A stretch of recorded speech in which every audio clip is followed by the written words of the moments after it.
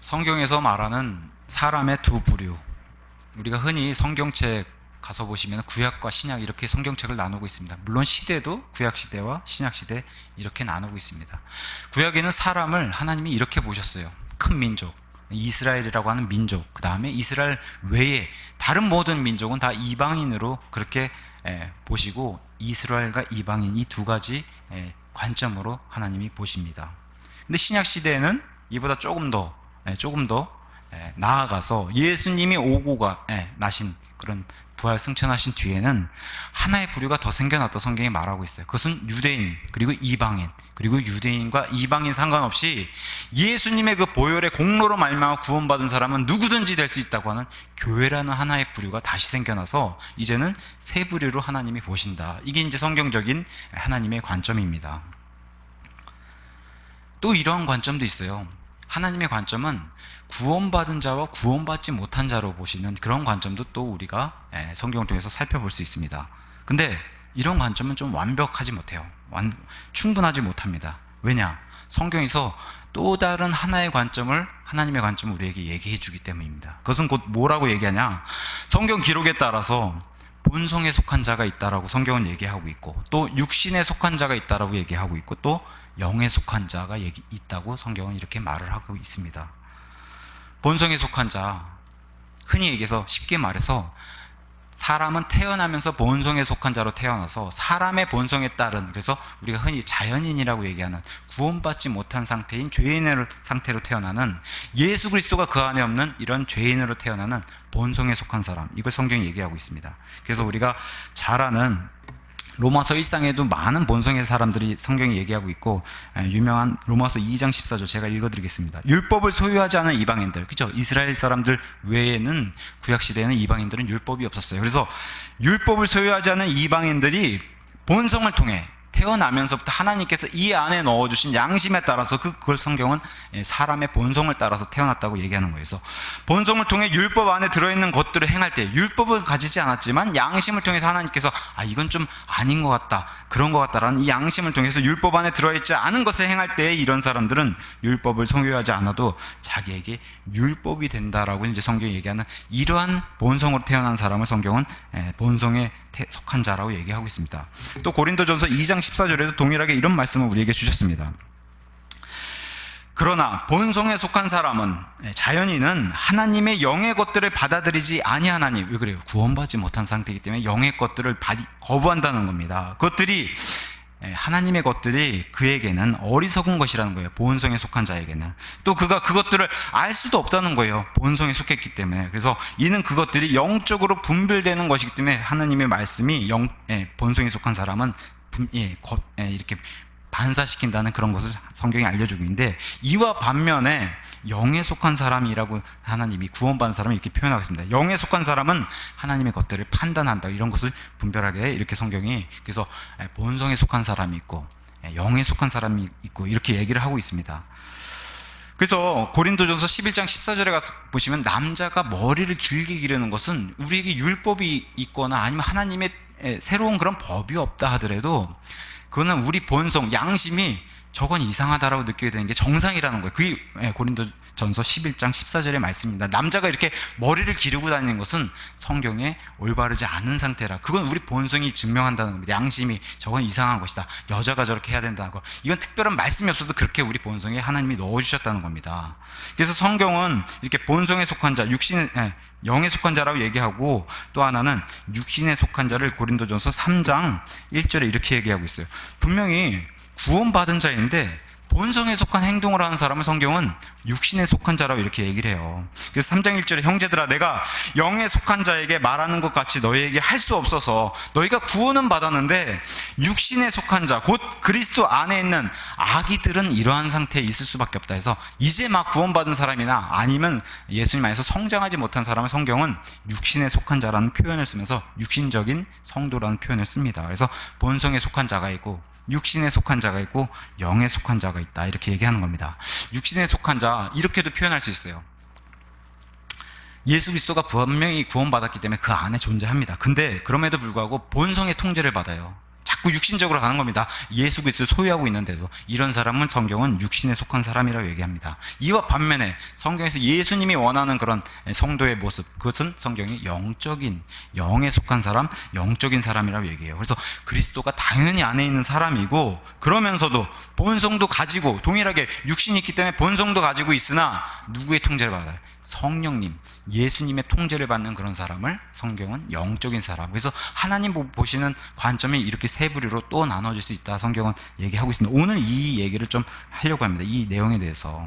그래서 오늘 나사로, 그 전에 지금 11장에 나사로의 부활 사건이 11장에 있었어요. 여기서 나사로의 이 부활 사건이 보통 사건이 아닌 이유가, 나사로가 바로 이 세 부류를 다 알려주기 때문에, 부활 사건을 통해서. 그래서 그걸 좀 살펴볼 거고, 오늘 본문에 나오는 가룟 유다, 유명한 예수님의 제자 가운데 한 명이지만 배반할 그런 가룟 유다를 통해서, 당연히 가룟 유다는 구원받지 못한, 예수님이 마귀라고 지칭했던 그런 본성에 속한 자로 대표적인 사람으로 본문에 나오고 있고, 또 예수님의 제자들이 어떤 모습을 보이냐, 예수님 제자들 다 구원받은 사람이 나머지 11명, 베드로나 야고보나 요한 같은 사람들. 근데 이 제자들이 구원받은 성도임에도, 더군다나 예수님의 12제자 안에 들어간 제자임에도 불구하고 육신적인 그런 모습을 보인 것을 본문을 통해서 우리가 또 살펴볼 거고, 또 본문에 유명한 사람이 하나 등장해요. 오늘 본문의 주인공이라고 얘기할 수 있는 베다니의 마리아라고 하는 여인이 등장하는데, 이 여인이 영적인, 예수님이 원하는 영적인 사람의 모습을 보여주기 때문에 이 본문을 통해서 이것을 좀 살펴보려고 합니다.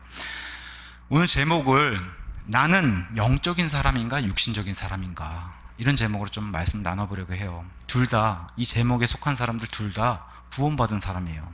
우리는 구원받지 못한 사람의 오늘 주제가 아니에요. 구원받지 못한 사람은 오늘 상관이 없습니다. 영적인 사람인가 육신적인 사람인가, 구원받은 사람임에도 불구하고 우리 믿음의 삶이 어떤가, 그걸 오늘 말씀을 통해서 한번 깊이 생각해 보면 좋을 것 같습니다. 우리가 다 알다시피 요한복음 11장에 그 유명한 나사로가 죽는 사건이 발생을 했습니다. 이 사건이 마리아와 마르다의 울음을 통해서, 예수님이 동일하게 성도의 울음을 통해서 예수님도 우셨어요. 이 사람, 특히나 성도의 죽음은 하나님, 이 땅에 있는 사람들에게 슬픈 일이라고 예수님도 같이 우셨어요. 그러고 나서 예수님이 뭐라고, 나사로 무덤에서 돌을 굴리라 해놓고 그 무덤을 향해서, 또 나사로의 몸을 향해서 뭐라고 했죠? 나사로야 나오라. 하나님이 이 말씀이 들어가자 곧바로 나사로가 일어나는 이 기적을 요한복음 11장에 기록해 놓았습니다. 나사로의 죽음을 통해서 우리는 무엇을 알 수 있냐? 사람은 다 성도이든 아니면 불신자이든 다 죽는다는 걸 보여줬어요. 나사를 통해서. 나사로는 분명히 성도임에도 죽었어요, 몸이. 그것을 나사를 통해서 우리에게 알려주셨습니다. 성경은 우리에게 뭐라고 얘기하냐? 아담이 최초의 하나님의 에덴 동산에서 범법을 저질렀을 때 우리도 그 허리 가운데, 아담의 허리 속에서 우리도 동일하게 다 범법을 저지른 그런 죄인의 상태로 우리도 다 이 땅에 태어났다고 그렇게 성경은 얘기하고 있습니다. 다 뭐라고 얘기해요? 한 명도 빠짐없이 다 하나님의 영광에 이르지 못하는 다 죄인의 상태로 태어난다. 성경이 그걸 우리에게 알려주고 있는 겁니다. 유명한 구절 로마서 6장 23절, 그래서 사람은 죄인으로 태어나지만 이 죄의 대가를 치러야 되는데, 그래서 이 죄의 대가는 하나님이 마련해 놓으신 방법이 사망이라는 겁니다. 어쩔 수 없이 사람은 죄인으로 태어나서 죄를 소유하고 있기 때문에 사람은 다 누구나 죽는다. 그래서 죄의 삭은 사망이다라고 얘기하고 있고, 히브리서 9장 27절도 사람이 한 번 태어나서 한 번 죽는 것이 반드시 사람에겐 정해진 일이다. 여기서 비껴갈 사람은 아무도 없다라고 성경이 얘기하고 있습니다. 그래서 요한복음 11장에 나사로는 분명히 죽었다라고 예수님도 제자들에게 설명해 주셨어요. 나사로가 분명히 죽었다. 그래서 방금 전에도 제가 말씀드렸다시피 믿는 사람이든 믿지 않는 사람이든 다 공통된 점은 뭐예요? 첫째 사망은 다 임한다는 거예요. 육신이 죽는 이런 사망은 누구나 다 임한다. 이것을 나사로를 통해서 뭘 보여주냐? 본성에 속한 사람, 누구나 태어나면 죽는다고 하는 본성에 속한 사람의 상징을 나사로의 첫 번째 유형으로 한번 보여줬어요. 죽는 것을 통해서. 그래서 죄의 삭은 사망이라고 하는, 죄가 반드시 죽음을 가져온다고 하는 것을 본성에 속한 사람의 상징으로 나사로 사건을 시작을 하게 됩니다. 물론 하나님의 시선에서는 제자들에게도 예수님 말씀하셨어요. 나사로가 죽은 게 아니라 잠이 든 것이다. 그게 하나님의 시선이에요. 성도는 그렇게 보신다는 거예요. 그래서 성도는 하나님이 깨우신다는 겁니다. 그럼에도 불구하고 제자들이 아유 잠자면 좋은 거 아닙니까 얘기했을 때, 너희 시선에서는 분명히 나사로가 죽은 게 맞다. 너희 시선에는 분명히 죽었지만 내 시선에서는, 하나님의 시선은 잠자는 것이다 라고 이렇게 설명하고 있습니다. 근데 불신자는 어떻게 보인다는 거예요? 하나님이 아무리 저 밖에 사람들이 걸어다니고 이렇게 살아있는 것처럼 보여도 하나님 눈에는 구원받지 못하면 다 불신자요 죽은 자로 보인다는 겁니다.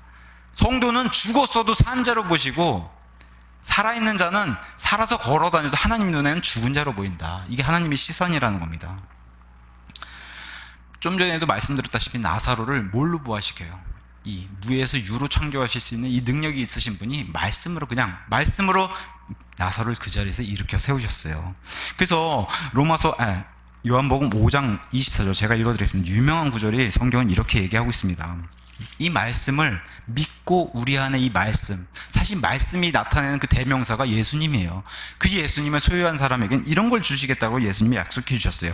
진실로 진실로 내가 너희에게 이르노니 내 말, 그 말씀을 듣고 또 나를 보내신 분을 믿는 자는 영존하는 생명이 있고 또 정죄에 이르지 아니하리니 사망에서 생명으로 이미 믿은 자는 옮겨졌느니라. 이렇게 성경이 우리에게 약속을 해주고 있는 겁니다. 그래서 이런 말씀으로 부활할 수 있는 사실을 확신을 주시면서 이것을 믿고 소유한 자에겐 다 누구나 이런 상황을 예수님이 약속해 주시고 이미 주셨다는 겁니다. 성도에게는.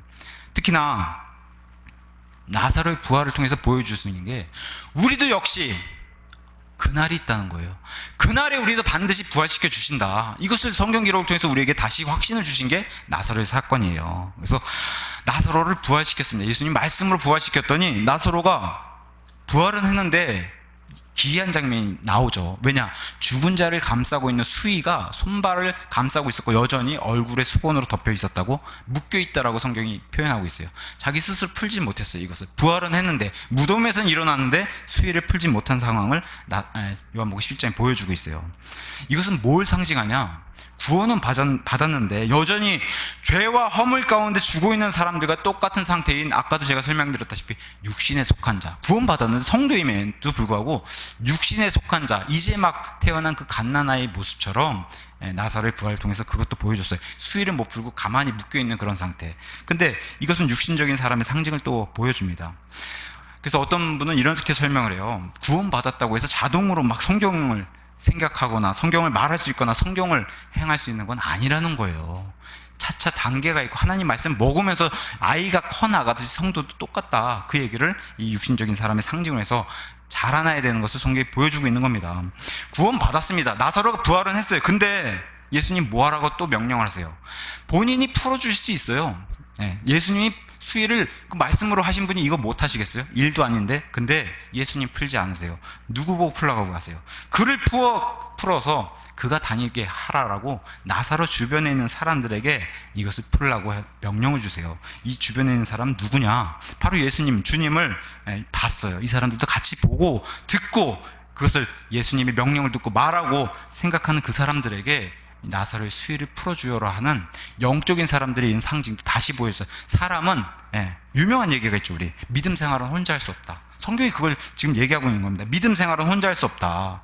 이 예수님이 이 땅에서 예수님 승천하신 이후에 교회를 세우겠다고 그 약속 말씀하셨고, 이 땅에서 많은 이 구원받은 성도들이 지역마다 지역 교회를 세울 수 있도록 하나님이 예수님께서 선물로 지역 교회를 주셨어요. 그게 지역 교회의 필요성을 얘기하는 겁니다.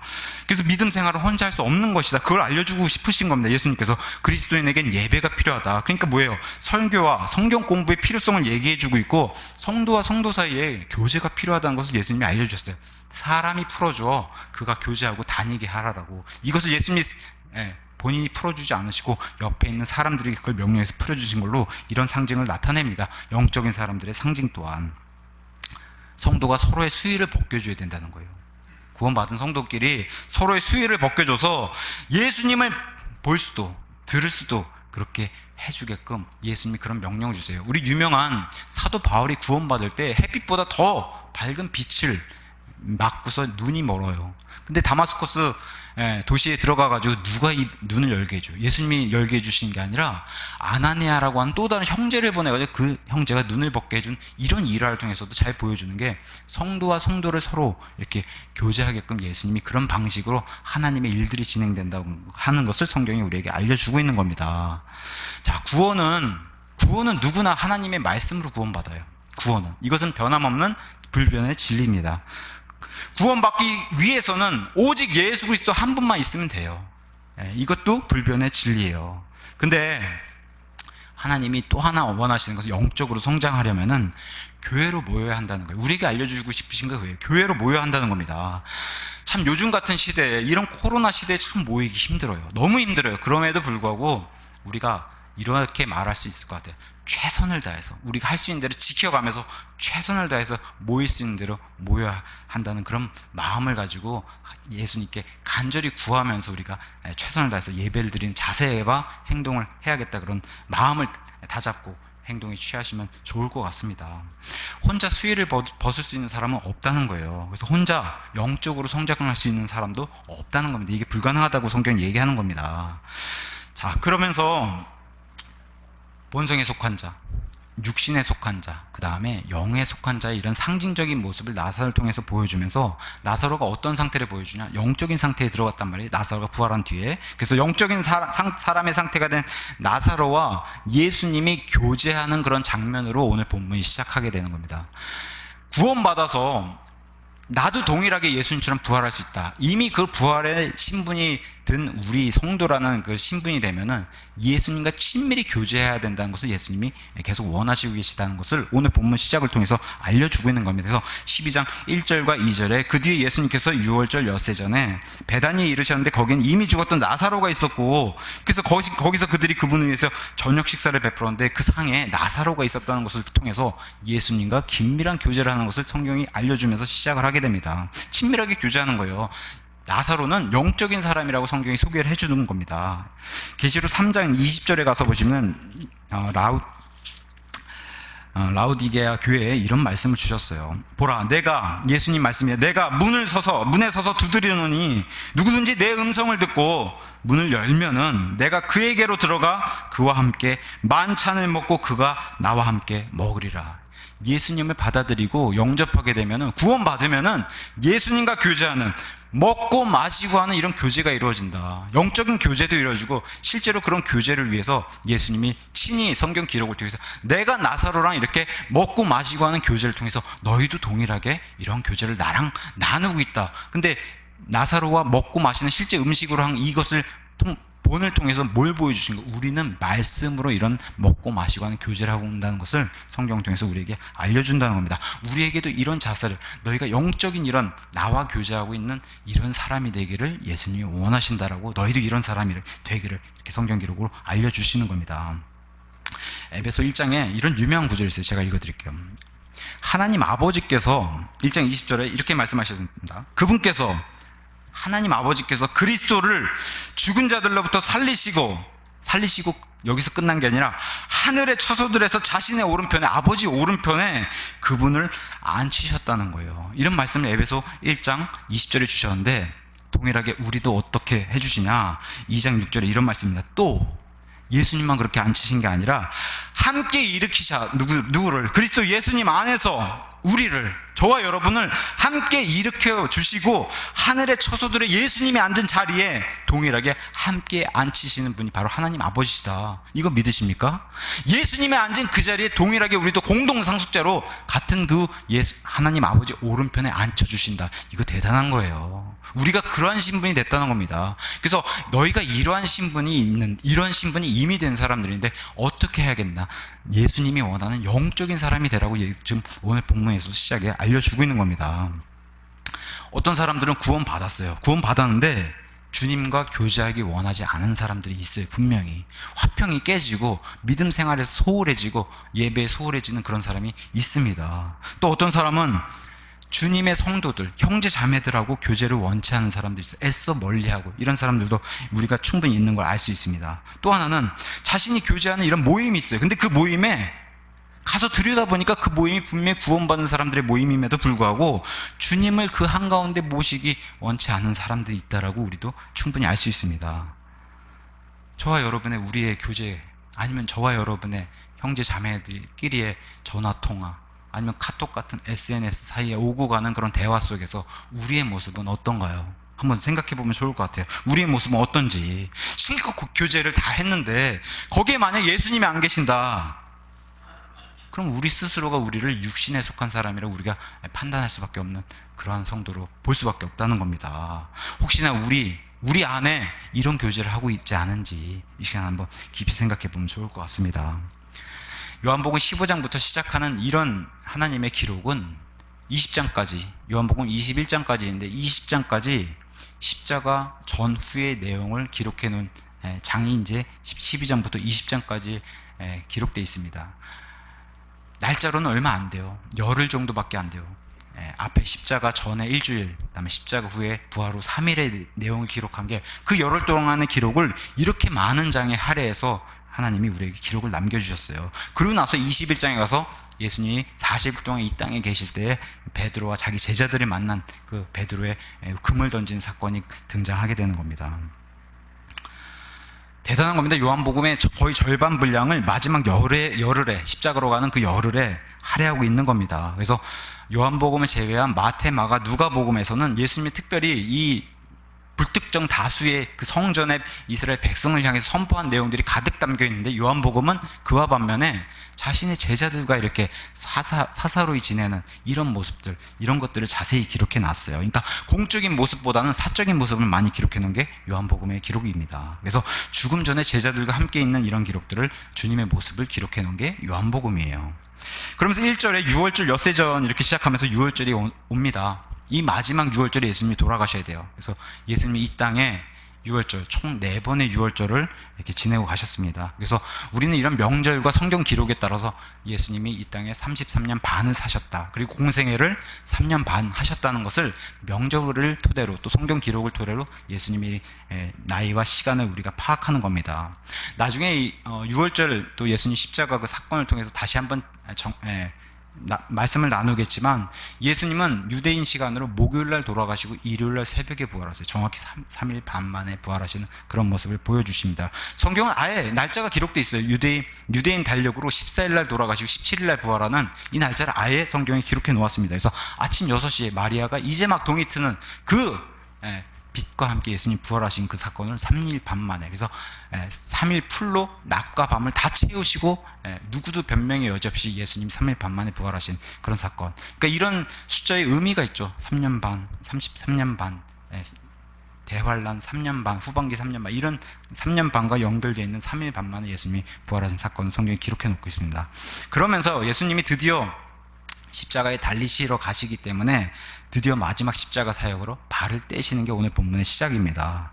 그러면서 2절에 가서 보시면, 거기서 그들이 그분을 위해서 저녁 식사를 베풀었는데 마르다가 섬겼다. 그러면서 나사로는 그분과 함께 상에 앉은 자들 중에 있더라, 이렇게 이제 얘기하고 있습니다. 이 중요한 사건 12장 1절 위에 가서 보시면 마태복음 26장에도 기록해 놓고 있고 마가복음 14장에도 기록해 놓고 있습니다. 너무 중요한 사건이에요. 이 사건, 마리아가 어떻게 예수님을 섬기나, 또 나사로가 부활해서 어떻게 예수님과 교제하고 있는 이 중요한 사건을 세 복음서, 마태복음, 마가복음, 요한복음에 기록을 해놓았습니다. 근데 마가복음 14장, 마태복음 14장에 가서 보시면 이 장소가 나사로의 집이 아니라 나병 환자 시몬이라는 사람의 집으로 나와요. 그러니까 자신의 집들은 아니지만 시몬이라는 사람의 집에 가서 아마 음식을 준비해가지고 거기서 교제하고 만찬을 나누는 걸로 우리가 생각을 해볼 수 있습니다. 중요한 것은 이제 마르다가 섬겼다, 이렇게 이제 나오고 있어요. 누가복음 10장 38절에서 42절 가서 보시면은, 지금은 이제 십자가 전에 예수님 마지막 만찬은 아마 마지막 교제일 거예요. 마지막 만찬이고 예수님과 만난. 근데 이미 우리는 누가복음 10장 예수님 공생의 초기에 이 나사로와 또 마르다와 마리아가 그 일화를 기록해 놓은 게 누가복음 10장에 기록해 돼 있습니다. 마리아가 예수님이 하나님의 능력을 보니까 말씀을 듣기 위해서 마르다가 예수님을 초청해요. 시도는 좋아요. 목적도 좋고 예수님의 말씀을 듣기 위해서 초대를 해요, 자기 집으로. 근데 우리가 잘 알다시피 마르다가 초대를 해놓고 예수님을 좀 대접을 해야 되겠으니 음식을 만드느라고 마르다는 바빴고 마리아는 예수님 앞에서 말씀을 들었어요. 그때 마르다가 불평을 내죠. 제 동생 마리아가 이렇게 바쁜데 저를 돕지 않고 예수님 앞에 붙어서 말씀만 듣고 있다고 좀 꾸중 좀 해달라고 그랬을 때 예수님이 놀라운 말씀 해주세요. 마르다를 뭐라고 하시는 게 아니라 마르다도 좋은 자세예요. 예수님 섬기는 좋은 자세인데 마르다에게 한 가지가 없다. 그걸 예수님이 말씀해 주셨어요. 이것은 중요한 교훈을 우리가 여기서 얻어야 되는 게, 예수님의 집으로 초대했지만 예수님 말씀을 듣지 않고 섬기는데 괴로워하는 마르다를 보여줘요, 성경이. 또 한편으로는 이렇게 생각해 볼 수 있어요. 우리가 주님을 섬기는 거, 또 주님의 성도들을 섬기고, 또 교회 안에서 지역교회를 섬기는 거 굉장히 좋은 일이에요. 근데 주객이 전도되면 안 된다는 거예요. 그것을 예수님이 말씀해 주셨어요. 예수님 말씀은 마르다야 마르다야 두 번이나 불러주셨어요. 너에게 필요한 게 한 가지 있다. 너가 지금 그걸 놓치고 있다. 그건 뭐예요? 주님을 정확히 알아야 된다. 그리고 내 마음을 정확히 알아라. 내가 지금 필요한 것은 너가 준비하는 식사가 아니라 마태복음 4장 4절의 말씀처럼 마리아가 지금 취하는 자세처럼 사람이 빵으로만 살 것이 아니라 하나님 입에서 나오는 모든 말씀을 살 것이라고 하는 내 말씀을 먼저 들어라. 내 말을 먼저 들어라. 이게 내가 원하는 건데 지금 너가 내 식사를 준비한다고 말씀을 둘째로 놓고 첫째로 그걸 준비하는 게 그게 너에게 한 가지가 빠져있다. 바로 이게 예수님이 마르다에게 지적한 내용이에요. 마르다는 불평을 했어요. 자기가 섬기면서도. 그래서 우리가 교회 생활할 때도 주의해야 하는 게 감당할 수 없는 분량 이상의 과도한 그런 교회 일로 괴로움이 올 때가 있어요. 이거는 섬기는 게 아니라 이미 일이 됐다는 거예요. 그러면 이것은 멈춰야 된다는 거예요. 멈추는 신호예요. 멈추고 다시 하나님의 말씀으로 되돌아가서 예배에 집중하는, 일을 놓고 예배에 집중하는 그러한 자세를 보여야 한다고 우리에게 알려준다는 거고, 또 하나는 교회 안에서도 일 좀 한다고 자신이 분량 이상으로 이렇게 높여져서 남들을 무시하는 그런 사람들도 생겨날 수 있어요. 그러면 안 된다는 거예요. 그럴 때도 모든 일을 다시 놓고 돌이켜서 예배로 돌아가야 된다. 이걸 마르다를 통해서 우리에게 알려주는 겁니다. 교훈이. 마리아보다 마르다가 약간은 육신적인 사람이었어요. 불평을 하고 이미 섬긴다는 것 자체가 일로 돼버렸기 때문에, 섬기면 자기가 좋아서 하는 게 섬기는 일이에요. 그럼 남이 뭘 일을 하든 안 하든 그건 자기랑 상관없는 일이에요. 자기가 섬기는 게 기쁨이야. 근데 나는 일하는데 쟤는 노네. 교회 안에서 이런 시선이 보여진다면 이미 그건 섬기는 게 아니라는 거예요. 그건 일이 돼버린다는 거예요. 이럴 때는 그 일을 놔두고 하나님의 말씀으로 다시 돌아가서 다시 그 섬김의 기쁨이 올 때까지 다시 예배에 집중하는 그런 자세를 취해야 된다는 겁니다. 그래서 마르다는 이러한 자세 초기에는 이런 사람이었는데 예수님의 이 말씀을 듣고 변화가 돼요. 그래서 요한복음 17장 27절에 그 유명한 고백을 하는 사람으로 바뀌게 됩니다. 내가 부활을 믿느냐 이렇게 예수님이 질문했을 때, 주여 주는 그리스도시요 세상에 오실 하나님의 아들이신 줄 내가 믿는 그런 사람이라고 성경이 소개해주고, 이렇게 바뀐 사람이라고 소개해주고 있는 겁니다. 더 이상 오늘 본문에서도 예수님을 섬기는데 더 이상 불평하지 않는 그런 사람으로 바뀌었다라고 본문도 알려주고 있는 겁니다. 마르다는 섬기는 사람이에요. 섬겼어요. 섬김을 보여줍니다. 나사로는 교제를 한 사람이라고 오늘 본문에 알려주고 있는 겁니다. 이런 영적인 사람들을 계속 본문에서 소개시켜주는 거예요. 예수님이 소개시켜주면서 이제 누가복음 10장 예수님의 발 앞에서 마리아는 어떤 자세를 취했냐, 마르다가 불평했을 때 마리아는 어떤 자세를 취했냐, 예수님의 발 앞에 자신을 납작 엎드리고 예수님의 말씀을 놓치지 않는 그런 자세를 취했던 사람이 바로 베다니 마리아예요. 예수님이 칭찬해 주신 이유가 있어요. 내 말을 놓치지 않으려고 들으려고 했던 그 자세, 굉장히 높이 칭찬하는 그런 사람이 바로 마리아예요. 이런 영적인 사람들을 소개해 줬습니다. 그래서 마리아를 통해서, 근데 오늘 본문이 마침 이 마리아를 주인공으로 예수님이 소개시켜줘요. 주인공으로 예수님께 희생 드리는 게 무엇인지, 우리가 예수님께 하나님께 예배 드린다고 하는데 경배와 예배가 어떤 것인지, 그리고 예수님이 원하는 영적인 사람의 겸손이 무엇인지를 잘 보여준 사람이 바로 오늘 본문의 마리아입니다. 하나님이 원하는 영적인 사람의 본이 이런 사람이다. 이 사람을 예수님이 이제 본격적으로 소개시켜 주는 거예요. 3절에 그때 마리아가 매우 값진 나드 향유 한 근을 가져다가 예수님의 발에 붓고 자기 머리털로 그분의 발을 닦으니 향유 냄새가 집에 가득하더라. 다른 복음서에는, 마태복음과 마가복음에는 마리아가 발에뿐만 아니라 예수님의 머리에도 부었다고 얘기해요. 근데 오늘 요한복음에는 발에 부었다고 얘기하는 그런 포인트가 있어요. 왜냐? 다른 제자들이 이것을 더 낭비나 허비로 생각하는 그런 것에 초점을 맞추기 때문에 오늘은 머리에 붓는 것은 딱히 이렇게 기록해 놓지 않고 빼두고 발에 부은 것을 이렇게 설명해 주고 있습니다. 매우 값진 나드 향유, 우리가 알다시피 무슨 엄청나게 향이 좋은 이런 향수라고 생각하면 될 겁니다. 근데 한근이라고 되어 있는, 사실 우리말로는 어쩔 수 없이 이제 한근이라고 이 단위가 없어요. 단위가 없는데 리트라라고 하는, 영어로는 1파운드라고 되어 있어요. 그러니까 우리나라 그램으로 환산하면 450g 정도 돼요. 한근 좀 못 미치지만 이 단위가 없기 때문에 어쩔 수 없이 이제 한근을 이렇게 번역을 했습니다. 무려 300데나리온의 값어치에 어마어마한, 지금 우리 연봉으로 따지면은 3천만 원의 그런 향수를 갖다 예수님 발에 다 쏟아 부은 거예요. 머리와 발에. 엄청난 사건입니다. 이 사건이 과연 무엇을 얘기하는지 오늘 그것을 좀 깊이 이렇게 파고들어서 생각하면 좋을 것 같아요. 예수님 시신을 장례 치를 때 등장하는 니고데모란 사람이 있어요. 진짜 예수님 시신 장례 치렀던 니고데모는 또 어떤 일을 벌였냐. 여기 지금 450g의 향유를 이렇게 마리아는 가져왔는데 니고데모는 이거보다 100배인 몰약과 알로에를 100근이나 준비해서 45kg를 준비한 사람이 바로 니고데모. 이런 믿음의 사람도 또 성경이 요한복음 19장 39절 설명해 주고 있습니다. 머리에 부어도 사람들이 불평했다는 거예요. 옆에 있는 사람들이. 근데 본문에 발에 부으니까 지금 붕괴를 했다고, 좀 이따 살펴볼 본문에 붕괴했다고, 너무 화를 냈다고 사람들은 그렇게 얘기하고 있습니다. 그러면서 3절에 그냥 단순히 부은 게 아니라 자신의 머리털을 가지고 예수님의 발을 닦았던, 이거 참 대단한 거예요. 머리에 기름 붓는 거는 그래도 이해할 만한데 사실은 발이 굉장히 더러운, 그죠? 유대인 이 광야 이스라엘 땅에는, 중동 땅에는 이 발이 굉장히 더럽고 해서 어떤 집에 초대받으면 발부터 닦여주는 게 원래 그 당시 관습인데, 발이 그 정도로 더러운 그런 걸로 여겨지던 그러한 시대에 이 발에다 이 귀한 3천만 원짜리 이 향유를 뿌렸다는 것 자체가 굉장히 오늘 의미가 깊습니다. 그러면서 여기를 머리털로 닦았다고 얘기해요.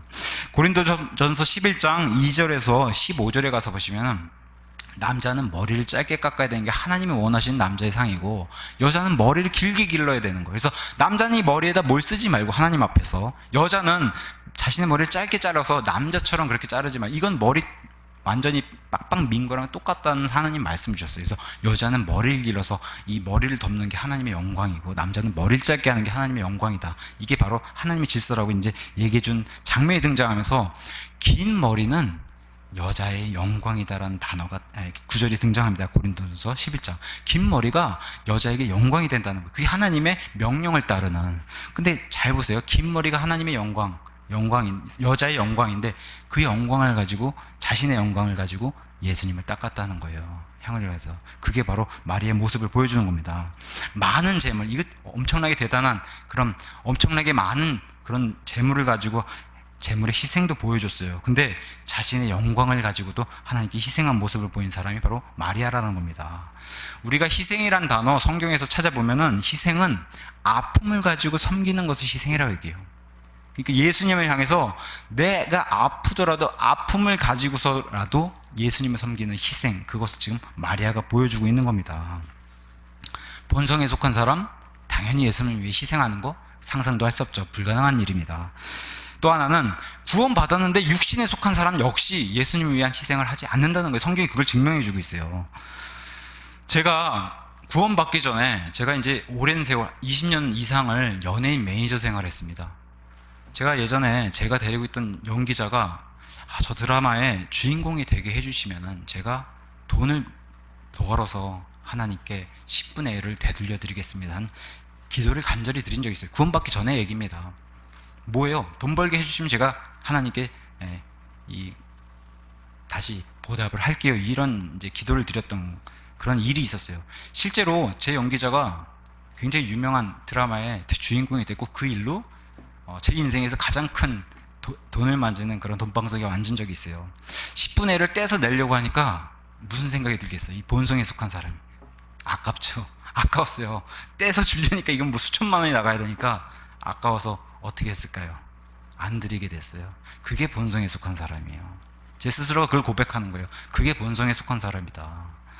육신에 속한 사람도 이게 마찬가지라는 거예요. 성도가 구원받기 전에 살던 것처럼 육신에 속한 사람도 구원받았는데도 똑같이 살 수 있다는 거예요. 아브라함이 그걸 보여줬습니다. 자신의 아내가 너무 이쁘니까 분명 이집트에 가면은 왕까지 이 아름다움이 소문이 나가지고 자기 목숨이, 이 여인을 뺏으려고 목숨을 위협할 것 같아서 동생이라고 속였어요. 그게 이집트 파라오 앞에 가서 했던 일인데, 그 일 있고 나서 구원을 받았어요. 아브라함이 창세기 15장에. 근데 그 일 있고 나서 또 무슨 일이 있었냐, 가나안 땅에 아비멜렉 왕에게 갔을 때 아비멜렉 왕에게도 또 그 왕국에서도 이 사라가 이뻐가지고 소문이 나서 왕에게까지 이 소문이 미쳤어요. 그때 똑같이 구원받았는데 또 무슨 짓을 행해요? 아브라함이 동생이라고 해라. 자, 구원받기 전과 후의 행동이 똑같은 아브라함의 모습을 통해서 얼마든지 아브라함이 이랬으면 저와 여러분 더 할 수 있다는 거예요. 이런 모습을 보세요. 이것을 성경은 갓난아이, 육신에 속한 성도라고 얘기하는 거예요. 이런 걸 아브라함 통해서 우리에게 알려주었습니다. 근데 여기 등장한 본문에 등장한 마리아는 영적인 사람을 지금 등장하고 예수님이 소개시켜 준 거예요. 많은 재물을 희생하는 그런 모습, 또 재물을 가지고 예수님께서 이와 같은 많은 재물을 통해서 예수님이 내가 원하는 영적인 사람이 어떤 사람인지를 예수님이 소개를 해주시는 겁니다. 우리에게 이런 사람을 한번 내가 소개시켜 줄 테니 한번 봐라. 이게 본문에 등장하는 마리아예요. 제가 한번 헌금이라는 민감한 주제 한번 얘기해 볼게요. 제가 평소에 헌금이라는 얘기는 잘 안 하지만 우리는 헌금 생활을 어떻게 하고 있는지, 우리 마음속에 내 그대로 드러나는 가장 좋은 예표가 바로 헌금이라고 오늘 마리아를 통해서 얘기할 수 있을 겁니다. 매우 값진 큰 금액이 말하는 그런 교훈이 무엇인가, 예수님이 그걸 원하시는데, 제가 말씀드린 게 헌금을 많이 내고 안 내고 이런 건 포인트를 얘기하는 게 아니에요. 자신이 이 주님을 위해서 헌신하고 희생을 하는가, 오늘 그걸 예수님이 원하시는 상이 바로 그거기 때문에 마음의 중심과 예수님께 드리는 경배, 그러니까 뭐 내 것을 다 드려도 아깝지 않은 그런 마음을 가지고 있는가, 예수님이 원하시는 이런 희생을 원하신다는 겁니다. 과거 우리는 지난날의 교회에서, 지금까지 우리가 믿음 생활을 해왔다면 지난날의 교회에서 많은 11조, 뭐 건축헌금, 감사헌금, 뭐 맥주감사헌금, 추수감사헌금, 1000번제헌금, 많은 봉투의 그런 헌금들을 다 경험하고 오셨을 겁니다. 여기서 떠나서 우리는 이게 성경적인 믿음이라고 맞지 않고 믿음의 자유와 양심에 따라서 우리는 성경대로 하는 교회로 우리가 옮긴 겁니다. 그런 교회를 세우고 성경적인 교회로 우리가 옮겼습니다. 우리 교회는 헌금 봉투도 하나예요. 감사헌금 하나. 그게 우리는 성경적이라고 믿고 그렇게 하고 있습니다. 제가 지난날 이렇게 독립신뢰교회들을 이렇게 보니까, 그러면 지난날의 교회보다 성경적인 교회를 만났으면 재정이 더 불어나고 재정이 더 이렇게 차야 될 텐데, 실제로는 다른 교회만큼 안 돼요. 실질적인 게. 왜 그래요? 그전에는 이것을 뭐 우리가 이스라엘이라고 그러고, 영적인 이스라엘이라고 11조 안 넣으면 꼭 큰일 날 것 같이 이렇게 그런 속박 가운데 살면서 이렇게 헌금을 내다가, 지금은 자유롭게 감사한 마음으로 받은 은혜만큼 즐거이 내는 자, 그 헌금의 원리에 따라 이렇게 헌금을 내라고 했더니, 사실 재정이 그렇게 지난날 교회 같지 않아요. 똑같은 규모의 교회를 보면 3분의 1 정도 수준밖에 안 돼요. 그래서 이것은 무엇을 얘기하고 있냐, 어떤 사람들 이런 핑계 저런 핑계 대는 거예요. 아, 우리가 이스라엘이 아니잖아, 그러니까 12조를 안 내도 되죠. 이런 핑계 저런 핑계 내면서 헌금에 게을리한다는 거예요. 혹시 우리 가운데 우리의 모습은 이런 모습 하고 있지 않은지.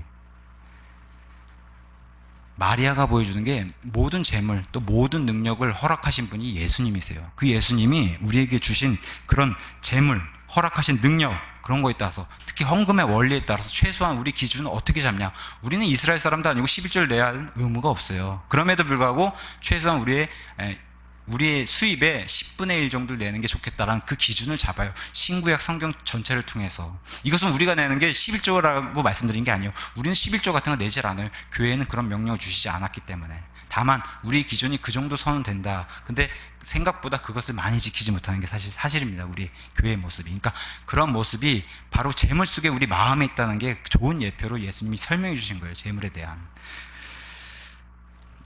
우리 마가복음 12장 또는 누가복음 21장에 두 렙돈을 넣은 과부의 이야기가 나와요. 많은 부유하지 않은 그런 과부였지만 자신의 재물을 예수님께 어떻게 바쳤는지, 예수님이 어떻게 이 사람을 대했는지를 우리 성경 통해서 잘 살펴볼 수 있습니다.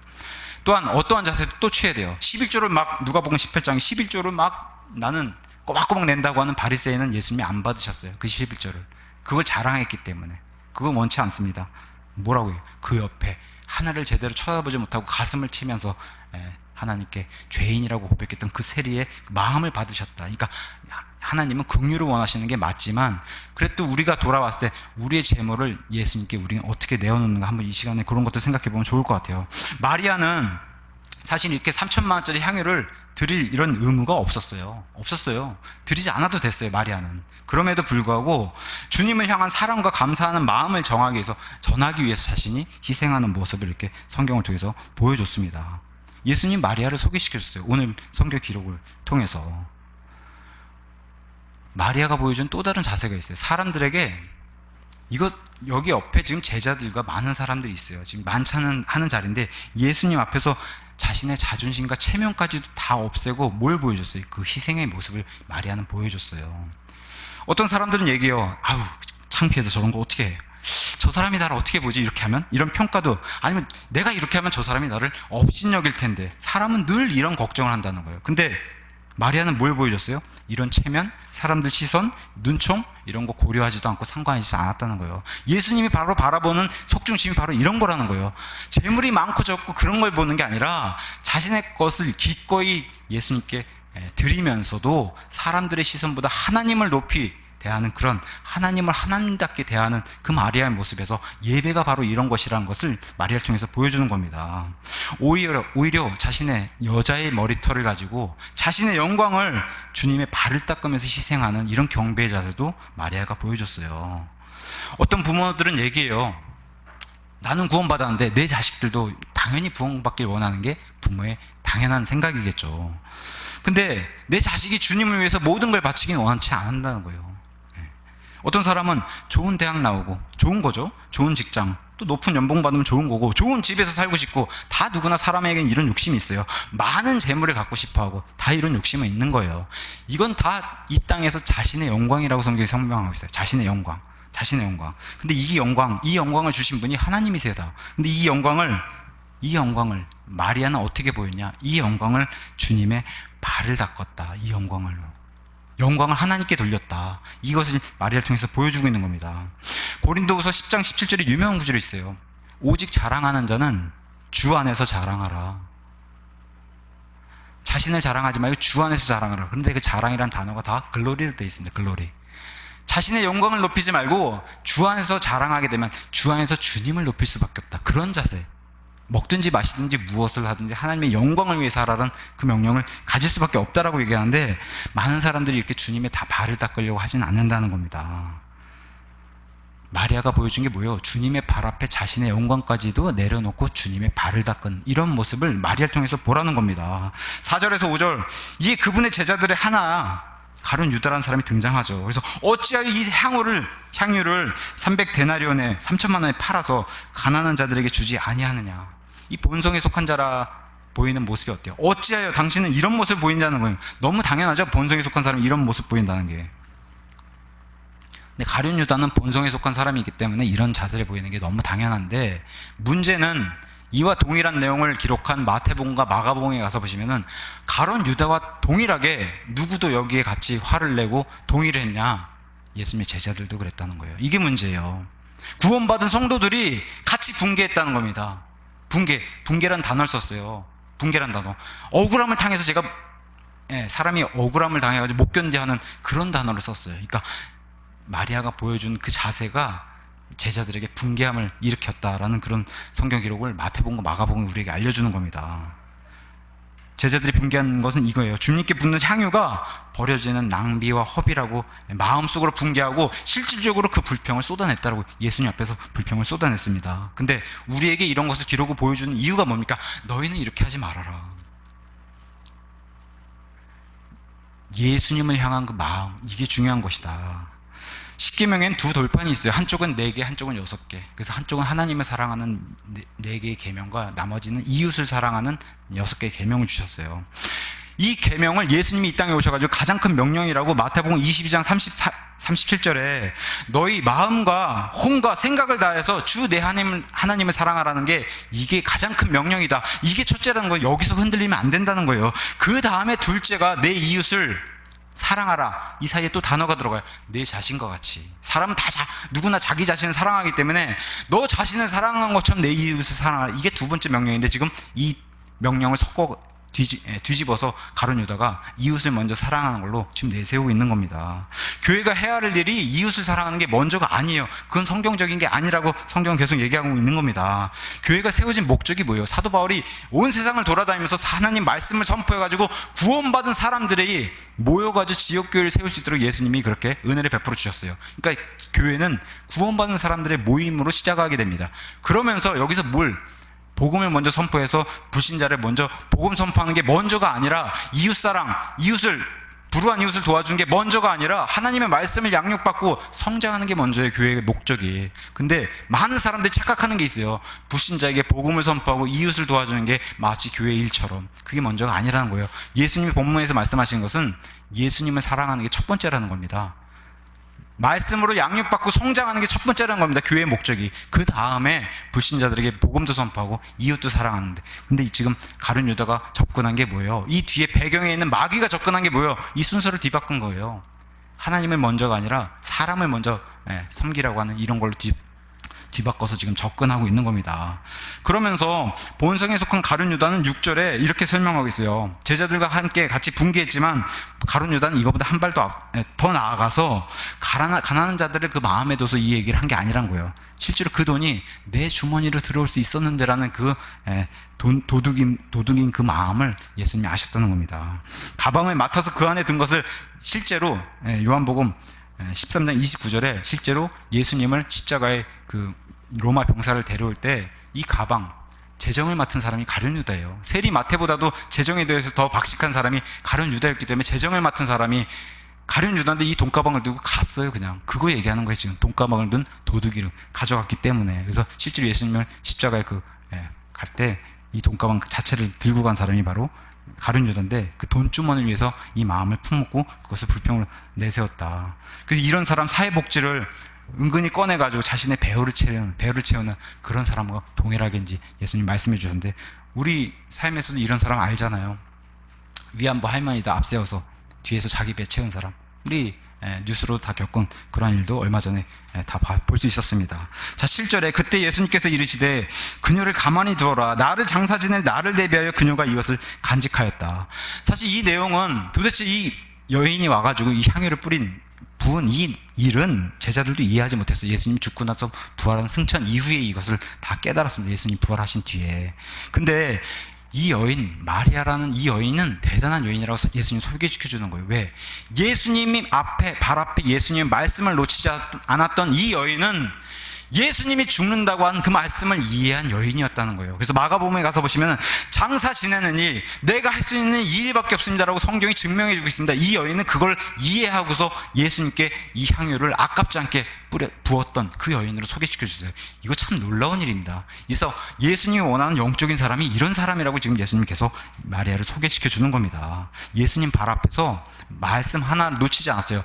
나사로의 무덤 앞에서도 마리아가 예수님 맞으러 왔을 때 마르다하고 다른 자세를 보였던 게 마리아예요. 어떻게? 발 아래 엎드려서 예수님 맞았던 게 마리아예요. 겸손함도 같이 보여주는 것을 성경이 알려주고 있습니다. 이러한 그녀를 성경은 우리에게 기억하라라고 성경이 알려주고 있는 겁니다. 이게 바로 예수님을 향한, 하나님을 향한 최선을 다해서 하나님 섬기는 그런 모습을, 그런 영적인 사람을 예수님이 계속 소개시켜 주는 거예요. 이런 사람이 좋은 본이다라고. 어떤 목사님이 이런 얘기를 했어요. 동네 책방 앞에서 오후에 성경 이야기를 그림으로 그리던 이 마비병 걸린 소녀가 있었는데, 실제로 왼손잡이였던 이 소녀가 왼손이 마비돼가지고 오른손으로 그리기 시작했는데 오른손 역시 마비돼가지고 그 이후에는 입으로 그리기 시작했다. 이게 바로 최선을 다해서 예수님을 섬기는 예화로 이렇게 어떤 목사님이 소개하고 있습니다. 또 하나의 예화를 들자면은 페니 크로스비라고 하는 작사가가 있어요. 찬송가 작사하는, 찬송시를 얼마나 작사를 잘했는지 1820년부터 1915년까지 95살을 살다가 죽은 사람이 있는데 장님이었어요. 근데도 하나님을 찬양하는 찬송시를 12,000곡이나 쓴 사람이에요. 12,000곡. 우리가 아는 유명한 곡도 썼어요. 예수를 나의 구주 삼고. 유명한 곡이죠. 이걸 쓴 페니 크로스비라는 사람, 장님이에요. 장님이니까 점자 성경책을 이렇게 손으로 읽었던 그런 사람인데, 이 사람 역시 마비병이어서 손을 쓰지 못하니까 그 이후에 입술로 점자책을 읽어서 그 이후에도 계속 하나님의 이런 찬송시를 만든 그런 하나님의 사람을 우리 주변에서도 볼 수 있도록 하나님이 영적인 사람들을 이렇게 소개시켜 주고 있는 것을 성경이, 어떤 목사님이 또 이렇게 예화를 들었어요. 8절 예수님 말씀하신 거예요. 가난한 자들은 항상 너희와 함께 있거니와 나는 항상 너희와 함께 있지는 아니하리라. 주님을 향한 우리의 희생, 내가 첫째인 것을 잊지 말아라. 근데 그 희생이 결코 헛되지 않는다.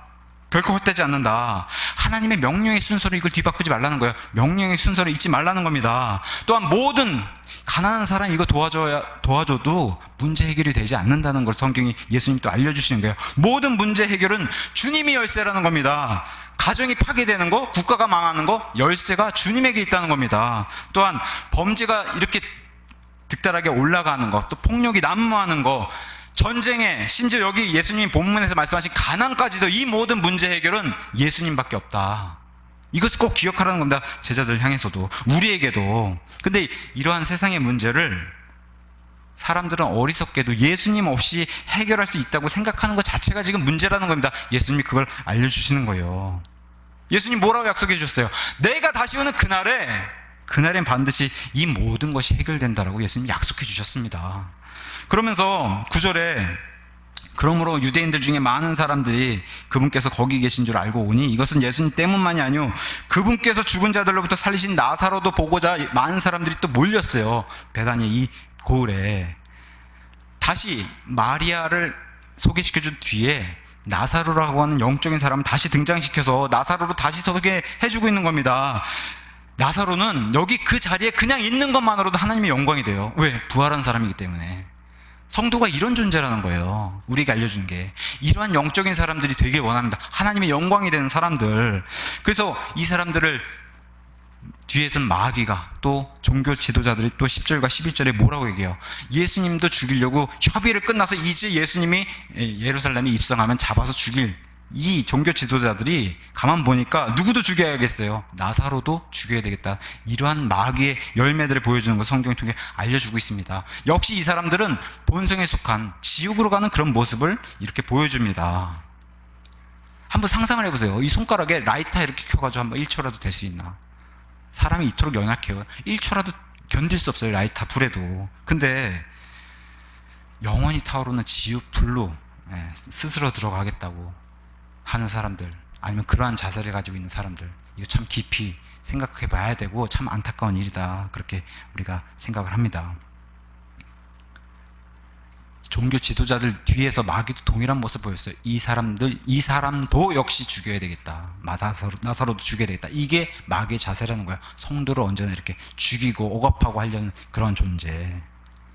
오늘 본문을 통해서 마리아의 이런 영적인 사람, 또 나사로, 예수님과 교제하는 사람, 마르다, 예수님 섬기는 사람, 하나님 시선에서 이런 세 가지 유형의 사람을 봤습니다.